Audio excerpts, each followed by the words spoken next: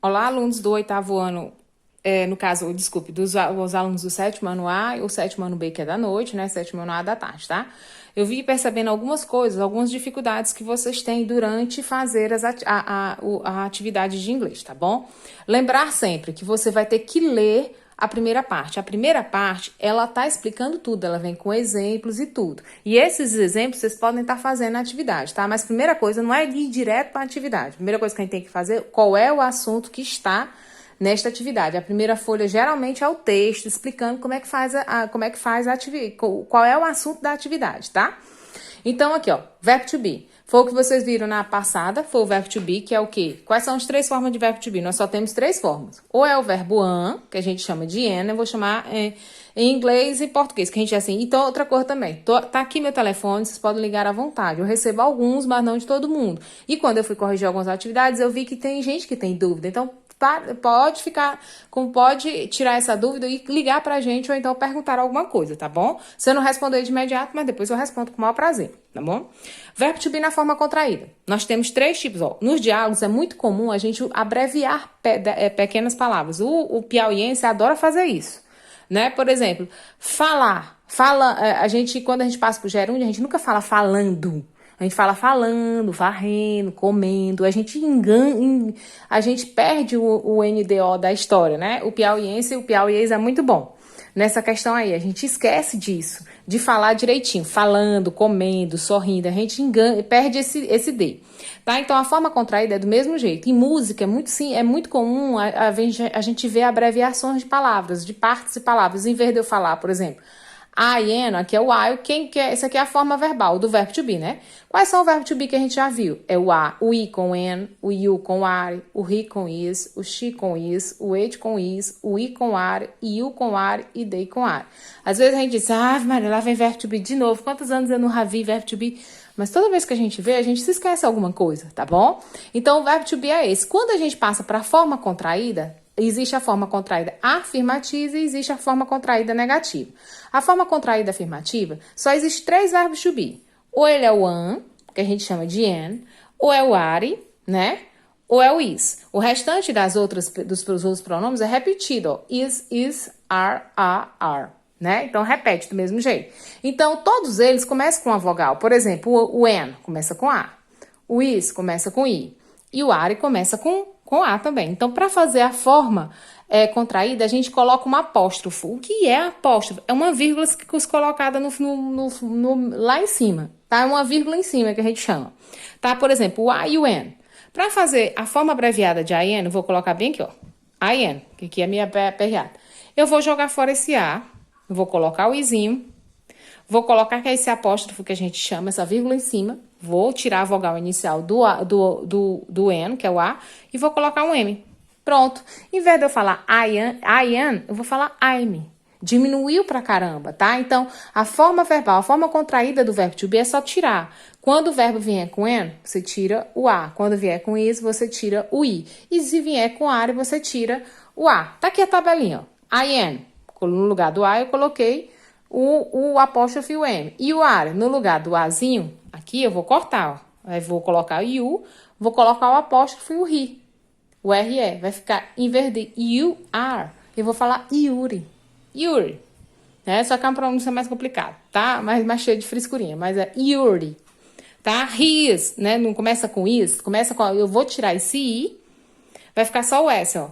Vou colocar o H e o E, vou trocar o Izinho por um apóstrofo, vai ficar aqui em cima e vou acrescentar o S. Em vez de his, eu vou falar his. Então, melhorou pra caramba, né? X. A mesma coisa, ó, no lugar do I, eu vou trocar e vou colocar um apóstrofo. Vai ficar X. O it is, vou tirar no lugar do Izinho, vou colocar o apóstrofo, vai ficar it's.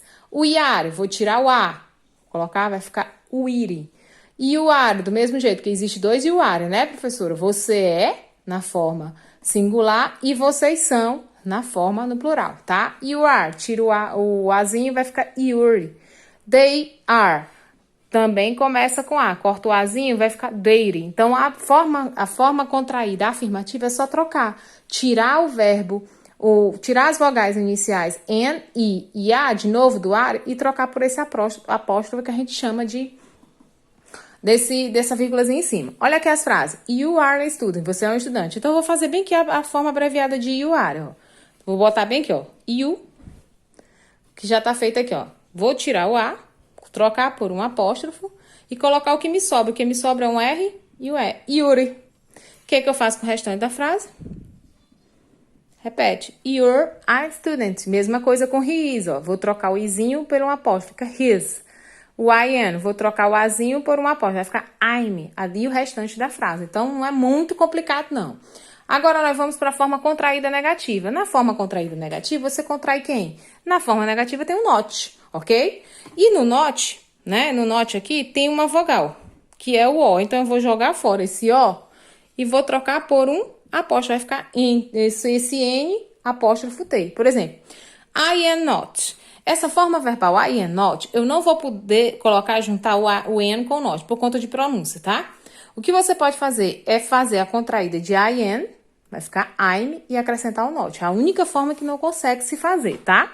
Mas e o are? O you are com o not, você pode juntar o are com o not. Olha, o aren't com o not aqui vai botar o you, aí vai repetir o are, vai trazer o notzinho para ficar uma palavra só, tá? Ó, vai ficar you, vou colocar o are, vou colocar o nzinho do not, o ozinho do not eu vou trocar pelo apóstrofo e acrescentei o t. Em vez de you are not, eu vou falar you aren't, tá? Então, diminui a questão da pronúncia, tá? Então, isso aqui é muito comum em músicas, né? Em vez de eu falar assim, you are not, eu falo you aren't.